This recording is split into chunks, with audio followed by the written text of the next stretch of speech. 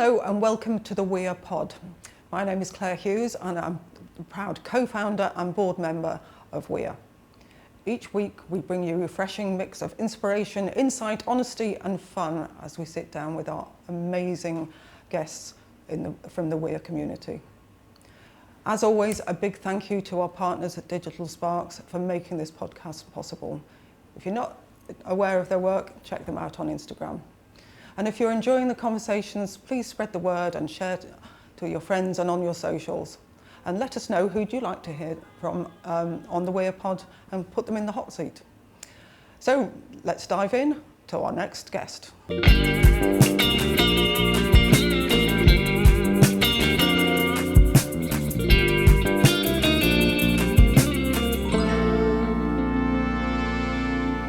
Today we have a real VIP guest for you.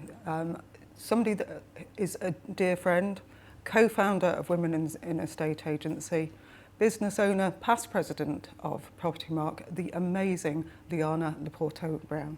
Thank you so much for joining us today, Liana. It's a real pleasure to see you, as always. You too. Wow, what an introduction. Thank you so much. Actually, I could have gone on forever really on the intro, but I mean, what you were very clear that you wanted to speak about today was your journey in agency from start in Malta, which is where you're from, to where you are today. So you started an agency in Malta at the age of?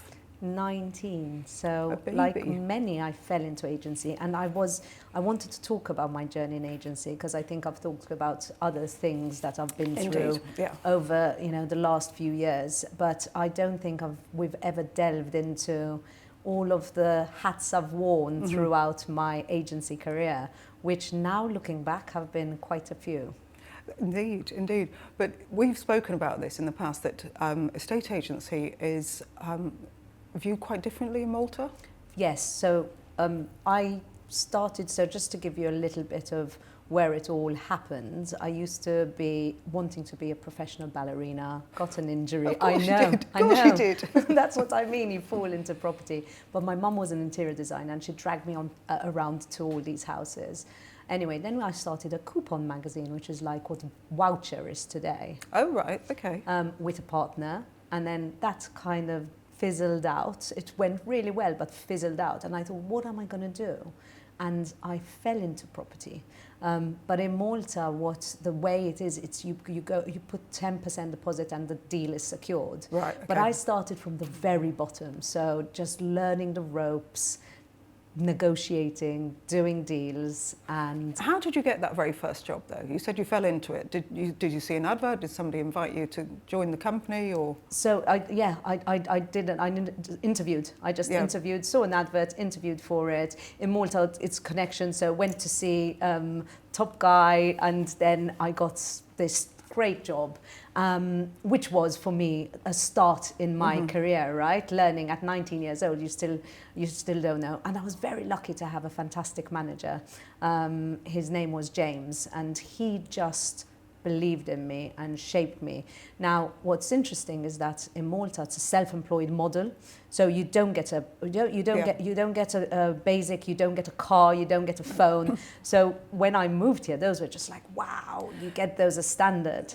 It seems the rest of the world is pretty much a self-employed model, whether it's working for a brokerage, but you're still self-employed, and sort of. That's it. And the commissions are standard commission for sole agency was 3.5%, and for multi agencies 5%. But you get lots more multis, and you also don't get the turnover that we see in the central London market and the market. Do you see, or did you see a lot of collaboration with agents in Malta? Not at the time I was there. Oh, really? So I worked for Dahlia, which is one of the leading companies when I was there. So I started at this office. I had this fantastic manager, and I really had to learn. From you do everything. You make the cups of tea. You go and you have your stickers, which are the boards. You're sticking them on the houses, right. And you do have that Rolodex, and you really do need to hustle, and you need to call people. Is it still like that? No. it was a while ago. It's changed a lot. Since we joined the EU, the property market in general has changed a lot there. There's a lot of international investment for various reasons. It's also a tax haven anyway. So the property market's really strong.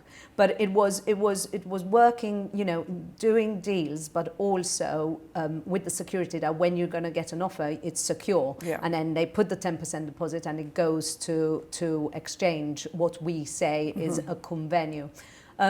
So the system and how it worked was great, but also you go when you agree a sale, you go and you're sitting in a room, like a board style room in the solicitor's office. Right, okay. So you've got the notaries, you've got the buyers, you've got the sellers, and that's proper, that's what I kind of, that was my learning, that was my school of learning. And you were doing that at the age of 19, sitting around that table? All the way, 10 years, so all the way,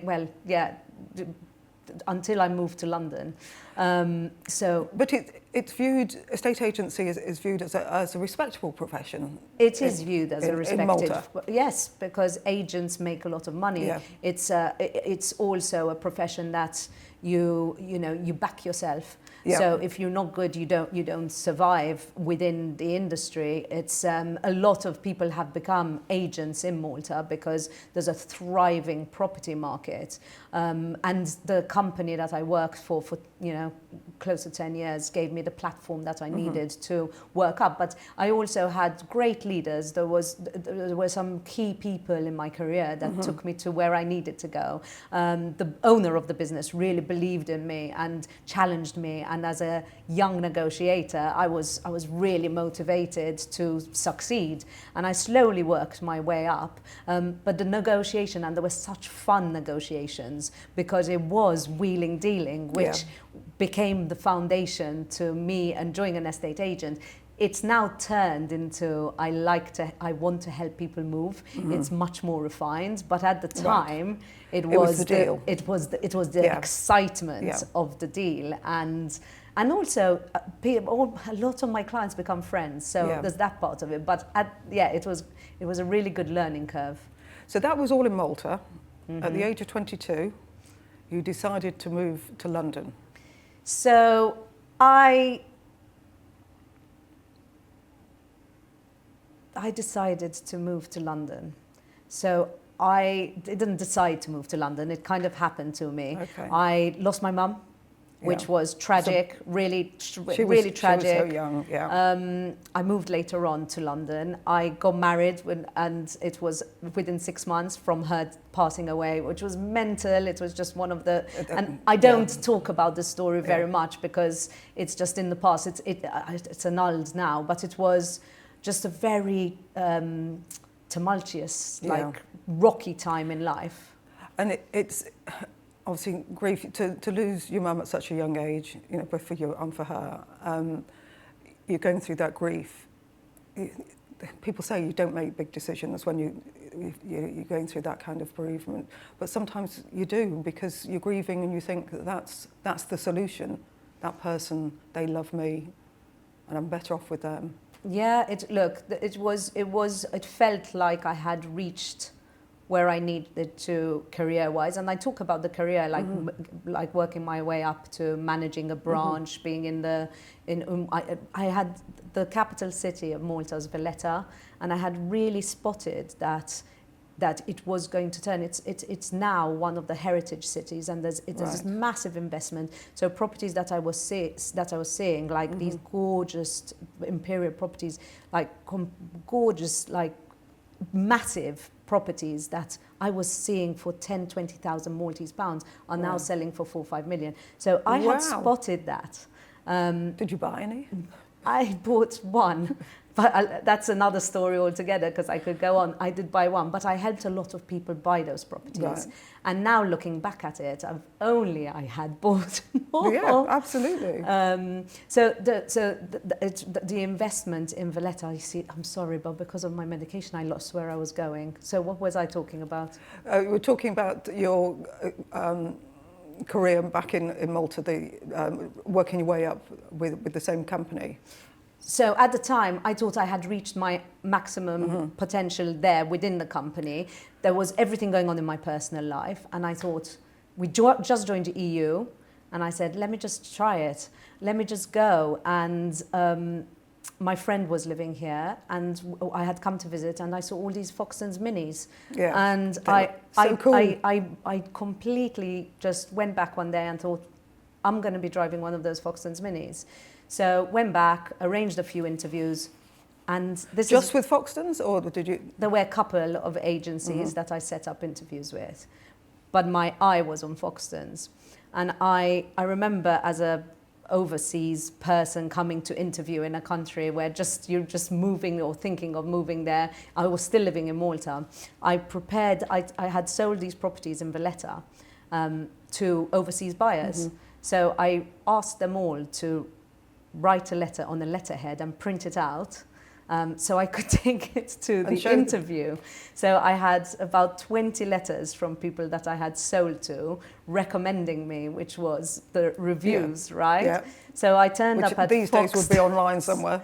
I turned up at Foxtons, the doors opened. I took it to my other interviews, but this was my most memorable moment. The doors opened in Chiswick. I don't know if you've been to head office. It's like a spaceship. I'll remember, I was in my grey suit, I always wore suits, my white shirt, my crisp white shirt, my grey suit, and my knees were buckling, and I just like hanging on to this plastic folder with my recommendations in there. And they must have thought, they must have, people didn't do that. But I actually moved to London later, so I was about 27 at this age, right. 28. So, I walked into that. I remember walking into the interview, and they offer you beer and wine, and you think... At the interview? Yes. Right, okay. Yeah, it's a room, and there's like 20, 30 people interviewing. And I went for the water because I thought if you take the wine, they might think they'd actually... If anything, at Foxtons, if you took the wine, it was better. Anyway, so went with this book with all my referrals and recommendations, and I think that's what really set me apart. And they shortlisted me, and I maybe 3-4 weeks later flew back. They took ages to come back, and I said, "Look, I have to fly back." It felt like ages. It was 3-4 days, but that felt when you really want something, felt like an eternity. So flew back. Packed my bags, packed my flat, and left and came here. Started at Foxtons, and they put you in intensive training. Right. Is the training at Chiswick Park, or is it in Branch? It's in Chiswick Park. Right, okay. But I remember being given my key to my Mini. And that moment was like, wow, I've just moved country. Which style was it when you joined? What design? I had the one with all the colours, the flags. I had the one with the skeleton. Oh, I like the one with the skeleton. My favourite was the sort of flower power one. I can't even remember. That might have been the year before. It might have been. But I remember stopping. I drove off from Chiswick Park, just pretending to be extremely confident.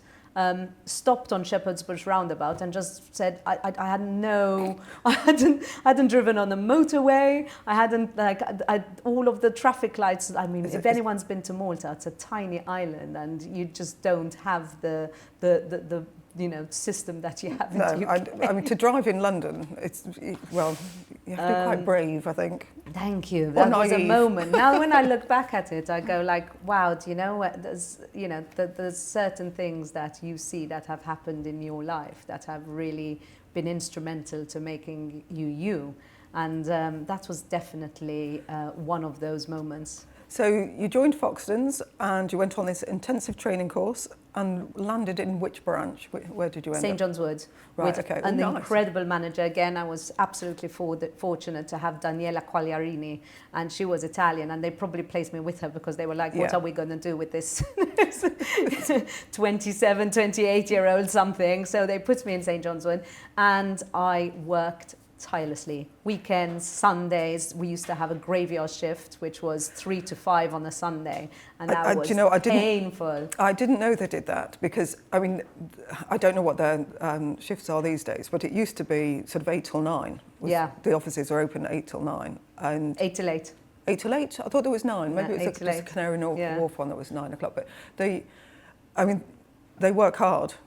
But they play hard. Yes, yeah, and that was the culture at the time. And now looking back at it, but what was good about it is it was based on meritocracy. So the harder you worked, the better you did. Yeah. And it was, the ringer was going. We used to call it the ringer. The market was buoyant at the time. It was just such a fun environment to be in.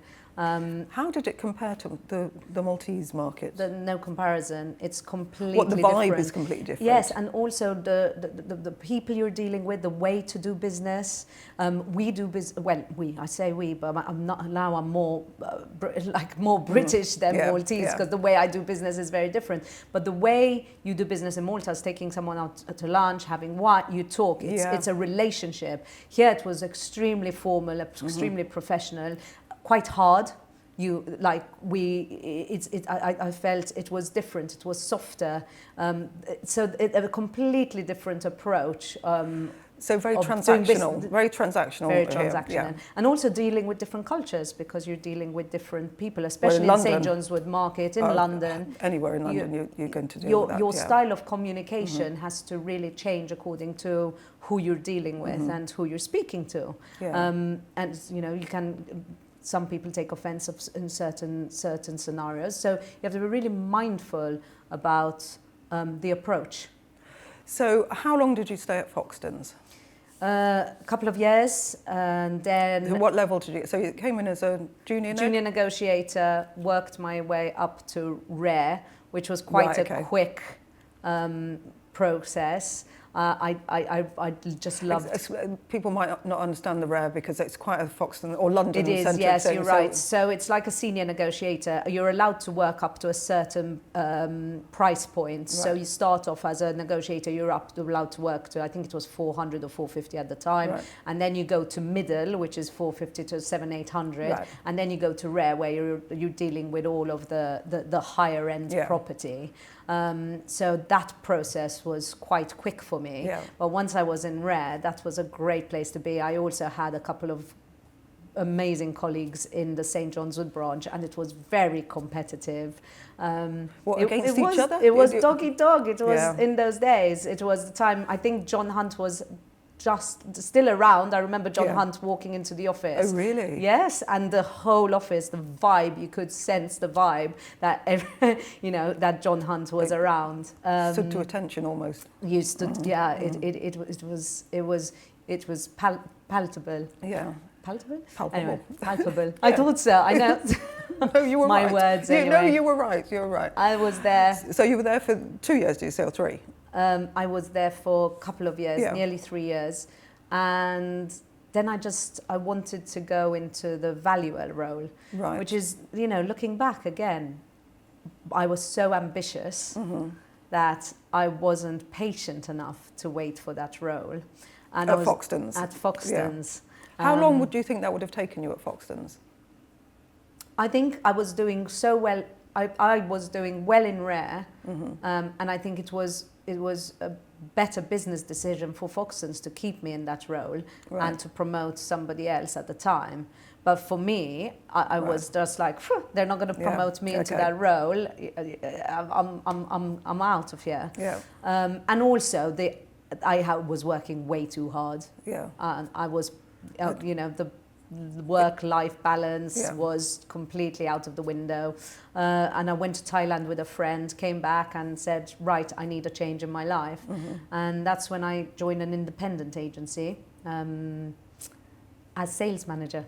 Right. So, and that was interesting because it was a very strong lettings agency, but it was a start-up-ish for sales. It didn't have a big sales presence at the time.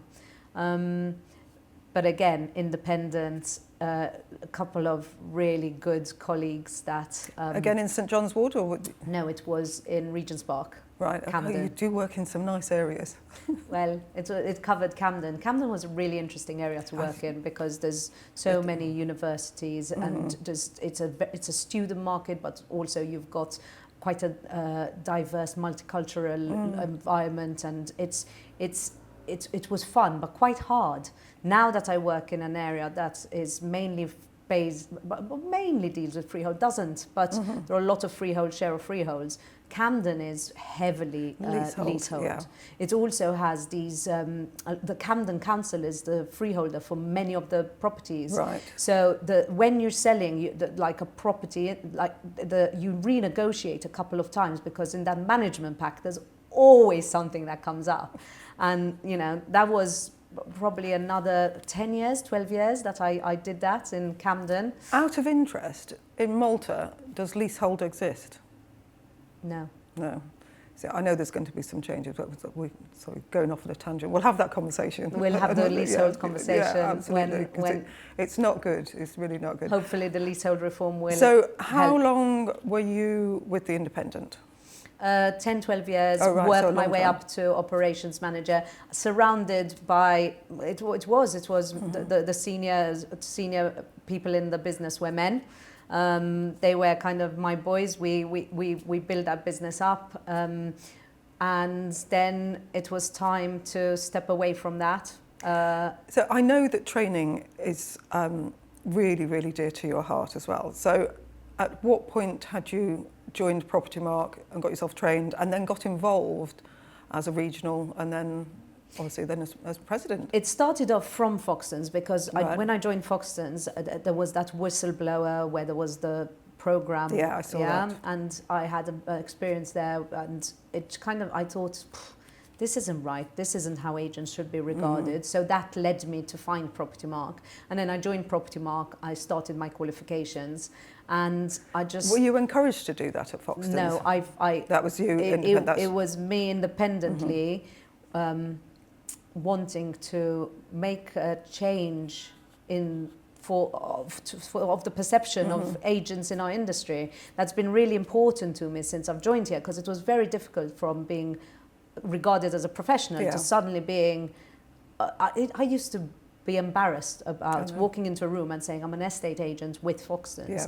And now I would hold my head up high, because it's given me so much training and so much grounding to who I am today. But at the time, people would look down on you. I know. We're not valued, definitely. Well, I think the move to self-employment or sort of independent agency, I think is making us become more valued. I think people see us now as people in the community. They're actually doing, it's a service in the same way that their solicitor is offering a service, or their accountant. Well, I hope that's where it started. So we used to be trusted advisors, and it's gone full circle. Yeah, yes, you're right. I think it's coming back. And hopefully it's coming back, because from that independent, and that's why I said I've worked all through the roles and all through the types of ways of doing business. When I stepped away from the independent and set up self-employed, as you know, when we met, the revelation of not doing things because of KPIs, and just providing a really good service was such a revelation and such a relief to me to step away, for the customer, not having a bottom line figure. For the customer, KPIs I think are dangerous, because if you've got a valuer who just has a KPI and all they've got to do is value properties, get them listed, that's not necessarily doing the best job for the customer. But yes and no, because having seen the Foxtons model and some of the clients, they get these crazy prices for 100%. it. And corporates have to have KPIs. You just can't manage. They do with their current model, but wondering whether they will too evolve in time. I don't know. I mean, only time will tell. Yeah, I think people will always... it's good that people have a choice. Customers, 100%. Clients have a choice now. They have a choice. When we go up against the bigger corporates, they have a choice. They can choose our service. And I do not want to do volume anymore. I want to do minimal volume, maximum service. Yeah, and build those relationships, which is what you did back in Malta. So exactly. You come full circle. But also... customers have a choice, but agents have a choice. So if you want to work for a corporate and you're happy to work in that environment, and you like that, and you like to be in a sort of busy office, you can do that, or you can work for any one of the brokerages. So let's just go back to Propertymark. So you got yourself qualified. got myself qualified, and then there was a role going for regional executive, which I put my name forward for. And in all fairness, the owner of the business, so I was working at Regent's Park at the time, the owner of the business put me forward, and he was like, go do it. This is a great experience, write down. Yeah. I wanted all my agents to get qualified because we had a couple of sales, lettings agents. So I was heavily involved with believing and being part of the Propertymark in general. And I went to one of the conferences, and I remember thinking, wow, this is great. This is like-minded people all wanting to become qualified and all aiming towards the same goal of making our industry a more respected place for agents, you know, and that appealed to me. So I put my name forward. We became a regional executive, and then from then I was appointed, and I went for an interview to become president.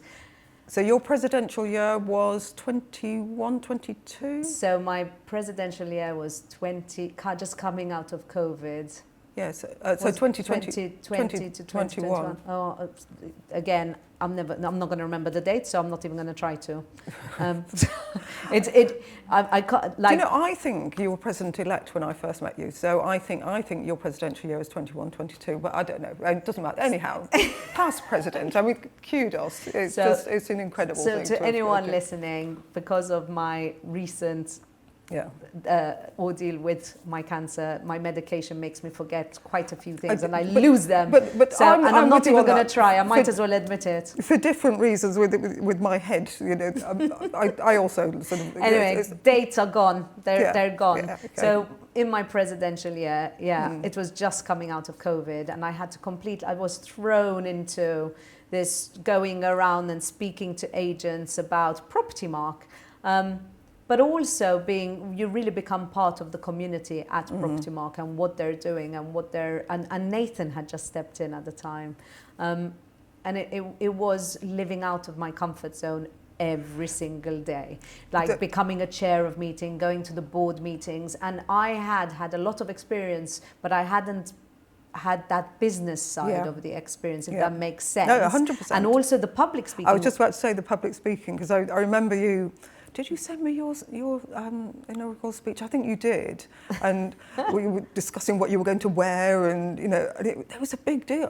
Public speaking, you know, most people are fearful of it. So how did you overcome that? And Nathan helped me. He made me stand up in front of a boardroom, and he just pushed me to just speak. And it was them, Katie, and everybody just supporting me to do it, and then going up there and getting more and more comfortable. And then there were times when I, you know, completely fluffed it and just went like blah, blah, blah, blah, blah. I remember once saying, thank you, thank you, thank you. But eventually, the more you do something, the more confident you become. But also, you are amongst friends.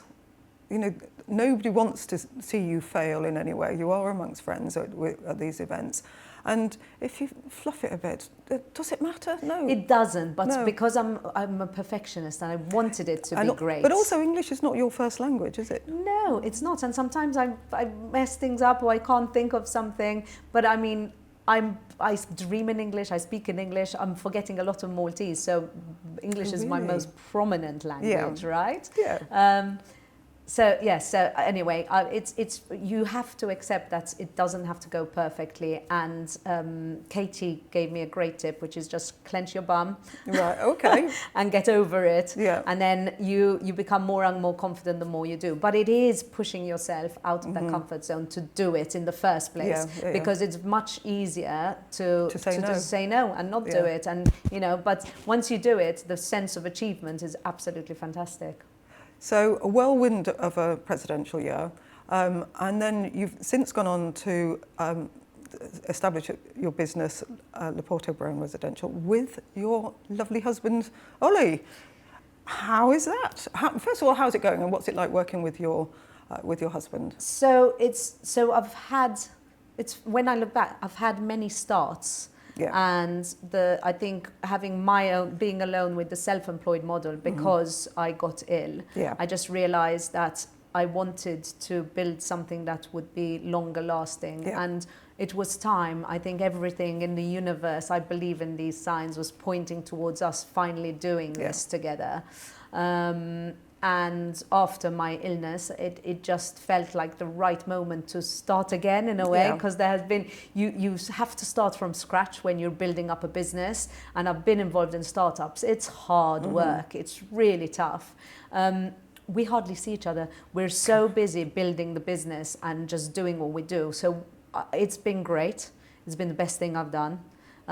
We got the most amazing feedback from clients recently that, you know, our professionalism in tandem with the tech made us stand head and shoulders above the rest, which is what we're really striving for, just becoming really good agents and offering a fantastic service with transparent advice. And you, again, community-based, I see lots of your videos. I see family involved as well. Layla does the interviews. They interview us. The girls interview us. We've kept them off the screen now. As real people in the community, are people that they want to work with, people they can trust. And I think that's, again, coming away from some of the corporates where they don't trust agents. It's funny because Ollie was obviously in corporate and he was Foxtons 17 years. That's a mega career. But he's, I mean, anybody that knows him, he's the most honest, genuine person. And I think that comes across to clients. And the fact that he can do that with his own brands now, because people went to Foxtons for Ollie.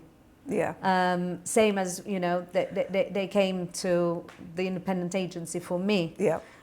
So putting that together, and it's our own now. And both we have very similar goals. We have very different styles, but we really complement each other because we bring something really different to the table to our business. And it's been such a challenging couple of years with lots of business lessons learned.